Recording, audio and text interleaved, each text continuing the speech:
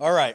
Looking forward to getting back home Saturday after being on the road the last 2 weeks, 12 o'clock against Wisconsin, coming off top 25 win at home against Washington. They're a tough, gritty football team. I mean, they've had a murderer's row schedule. Ohio State, Oregon, Michigan, Iowa, Washington, Alabama, you name it. And, you know, I got a lot of respect for Coach Fickle. He's a proven winner. You know, the guy's had his starting quarterback available about 30% of the time during his tenure at Wisconsin. That's tough duty. So I think we need to understand that we're going to get everybody's best shot. You know, we're not sneaking up on anyone anymore. We got Iowa's best shot at Iowa. We got Penn State's best shot at Penn State. You know, Oregon was obviously a big game on the road, and we'll get Wisconsin's best shot. So we got to have a good week of preparation. So open it up for questions. Yeah, Curt, what went into starting Johnny over Zen on the offensive line, and do you have kind of a more firm timeline for Drew Evans' return? Yeah. You know, Zen got dinged up in practice a little bit, so Johnny got more work, and Zen's was able to play in the game, but didn't get the reps during the week. So, and Johnny played well. Drew Evans will be a few weeks yet. I guess to follow up on that, just more broadly, just how did you evaluate, particularly pass protection? I know that Penn State defensive front maybe hasn't been as productive as it was expected to be, but there are NFL prospects there. Did you kind of see some things that you feel like you want to get cleaned up in terms of pass pro in particular? Well, I mean, look, you always want a clean pocket when you throw the ball. Now, that's not going to happen when you throw it 30-plus times. But, you know, they did put pressure on our quarterback. They do have some NFL-type guys up front. There were a number of clean pockets as well. Occasionally he got hit on a zero house blitz where they were bringing one more rusher and we could block, and that's going to happen. But you're always looking to improve your protection. Yeah, Curt, I guess the performance you're getting from Hardy, I mean, obviously he's played well all year, but in particular Saturday's game and what you're getting from him. He's been a very consistent player. All three of those linebackers have been playmakers. Isaiah Jones has stepped up big time. Fisher was defensive player of the game. And Hardy has been very consistent and good special teams guy as well. So he's got a great future. Curt, is there things that people missed with Mendoza? He was the number 134 quarterback coming out of high school. Yeah. There are things that were there then that people didn't see, and then how much was the progression when he got to college? I know you've only had him for the year, but I can't really answer that question because I didn't know who he even was in high school. You know, I became aware of him when we signed his brother Alberto at JMU, and then Alberto came with us when we came to Indiana. And you know, being the film junkie I am, making all the different cut-ups, occasionally I'd see plays from Fernando at Cal, and then when he went in the portal, obviously watched a lot of game tape on him, and, you know, just really liked his stuff, you know, the physical quality, all the stuff you see, you know, the quick release, the arm, the mobility. And, you know, he's a great person. He really prepares. He's really smart. And he's developed quite a bit since he's been here. And I've said this a number of times, but I'll say it again. As much as he has improved, he can still improve more. And he's probably taken his biggest step in the pocket in terms of staying calm, going through his progressions, his footwork. And there's still times when you can see that, you know, he needs to clean some things up in the pocket. But, you know, that final drive, we weren't getting much done on offense the previous few drives. He had been hit quite a bit. He got sacked on first down. 2nd and 17, running clock, minute 30, our own 13, no timeouts, right? It wasn't looking real great at that point. And everybody responded, and it, you know, it always does start with the quarterback. And, you know, he stuck a few balls in the seam, made some throws. Our guys made some catches, and, you know, all culminated in the last play. So, you know, it was a great win and a real shot in the arm for our team, who was down. down and out in a lot of people's minds and refused to lose and got it done. Follow up, sorry. The guy from Miami who's been in Cal for 3 years handled the snow outside right now. Is he okay? Say again, I'm sorry. And a guy who grew up in Miami and spent 3 years at Cal, can he handle the weather we have right now? I'd say he can handle about anything. Fernando, yeah, he can climb some tall mountains, but we'll get him a winter jacket. Or we're not allowed to do that, are we? He probably has a good one anyhow that says Indiana on it. Matt, are you ready to sing? Coach, you mentioned Wisconsin's win over Washington. Really shut them down. They shut down Washington offensively, a good offense. The week before, they gave Oregon fits. What are you seeing from them defensively that could present some problems and some challenges for you guys? Yeah, they play hard. They play a lot of people up front. They get hats to the ball. Bend, don't break in the secondary. Keep the ball in front of you. Do a good job against the run game. They created turnovers against Washington. And then they got Washington bottled up in the one end zone, and, it was very loud there.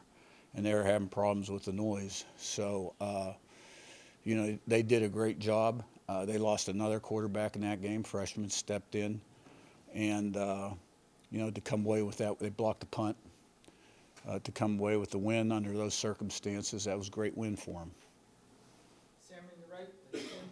Coach, it's potentially the final home game or final regular season home game for a lot of guys. But what have guys like Aiden Fisher and Mikhail and some of these seniors meant to building the foundation of the culture that you wanted here? Yeah, you're right. I mean, it's the last regular season home game. I really haven't had a chance to think about that very much. I think all the guys really are focused in on, today and what lies ahead. But those guys have been tremendous foundational pieces for the program back at JMU and here at Indiana. They're great players, great people, great leaders. There's a number of them. I doubt that any of them are thinking about the end right now, because everybody understands sort of where we're at and what's possible. Jim in front of Eli. Curt, to be a good quarterback and leader, it takes great personality traits. And I want to, if you have seen any of Fernando's TV post-game interviews in which he is able to answer and looks directly into the camera and hands out his gratitude to his teammates like a NASCAR veteran. And then if you've seen that, your comments. And then secondly, in yours on Saturday, you seem to get really emotional, very close on the verge to crying almost. Was that the most emotional win you have ever experienced? Fernando never ceases to amaze me. He's so deep. He's so intelligent. He's such a good and caring, giving person that, he's an A++ every single interview. And he'd be a huge success in anything he decides to do one day when football ends. I mean, he's just a special, unique person. And it's all real. I did get a little choked up there at the end just because I was so proud of our guys, and our backs were against the wall there, and boy, it wasn't looking very good. And in that venue, 105,000 people, and Penn State was playing really well. And let me tell you, Penn State got players. I give them a lot of credit. I got a lot of respect for that program. That was a great place to play. Their fans were awesome. I mean, they had it cranked up. And we found a way to flip the switch and get the momentum back and make the plays. And meant a lot. And I guess what part of it, probably I was thinking back a little bit. My first time in that stadium was 1971, and every 2 years I was in that stadium for about 15, 16 years. And I can tell you there were a lot of long rides home, not many happy rides home. So that one meant a lot. And you think about my journey, right? 10, 15 years ago. Did I ever think I'd lead a team into that stadium? No. Lead a team into that stadium victorious? So I think, but it was mainly centered around how our guys responded and the challenge that they overcame to get it done. Eli in the middle, then Daniel. Yeah, Curt, just kind of saying with that play from when you look back at the tape again from Omar's catch, does it still seem surreal how he was able to come down with it? And then I know we've talked about him this season, but how you've seen him develop to become the player that he is for you guys in this offense. It was a tremendous play. You know, to be able to catch the ball, look down, and then get your feet in position. Great job by Derek Owings developing his core to allow him to do that in the air. And Coop working like he has the whole off season and in the fall. And, you know, he has developed quite a bit. He's another guy, he's like Fernando. He still, you know, has quite a bit of room for improvement because of his ability level. And he'd be the first to tell you that. But that was a tremendous play. It was a great throw, too, because, you know, 3 straight plays, they're bringing house +1. Now, we added a blocker to that final play, which meant they had to come a little wider, and we had a little more time to get rid of it, but still took the hit. You know, Cooper can be as good as he wants to be. Daniel in front of the bill. Do you expect Surratt to play this week? And when you went back and watched Charlie, what kind of impressed you about him? Yeah. I mean, Surratt's day-to-day right now, and I'll know more every single day.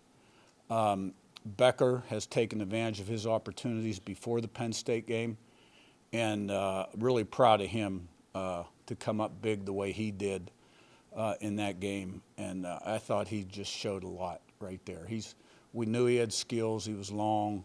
He's always done a great job on special teams. He made some good catches when he had a chance to play this season.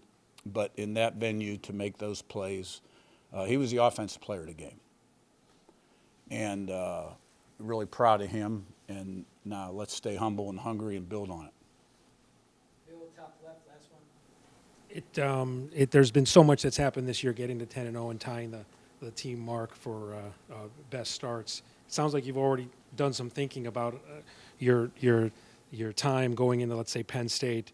From a historical perspective, have you had a chance to think about, or can you think about what this has mean, how from a historical perspective, what this season so far with games to go has still meant for IU football?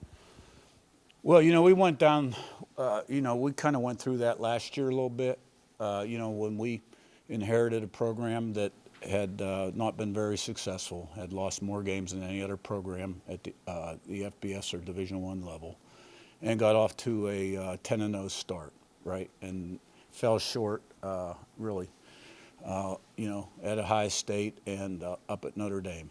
And you know, this team was put together, felt good about the pieces we added.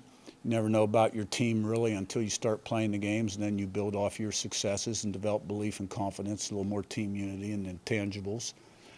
I really have not thought much about that. I think we're on a little bit of a mission here, and that's really been the focus. And, you know, and I think that's how the kids are thinking too. All right, thanks, guys. Thank you.